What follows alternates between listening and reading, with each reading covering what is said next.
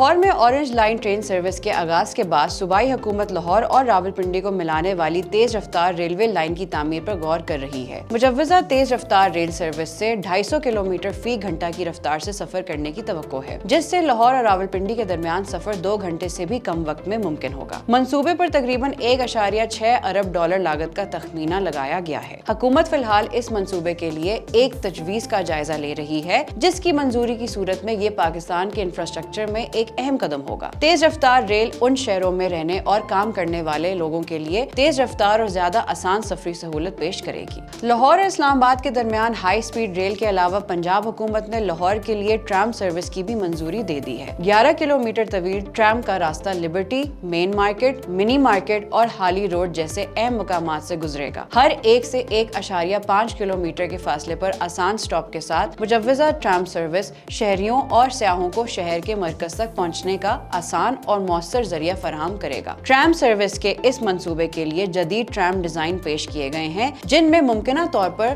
Fun land اور چین کے model سے مدد لی گئی ہے۔ یہ ٹرام سروس سفر کا ایک آرام دہ اور سٹائلش تجربہ پیش کرے گی۔ اس منصوبے کے لیے فنڈز کی فراہمی ایک چیلنج بنی ہوئی ہے، جسے حقیقت بنانے کے لیے حکومت کو اہم فائنانسنگ حاصل کرنے کی ضرورت ہوگی۔ تاہم واضح رہے کہ یہ تمام منصوبے ابھی تک تجویز کے مرحلے تک ہی محدود ہیں۔ مزید اپڈیٹس کے لیے دیکھتے رہیے VNews.pk۔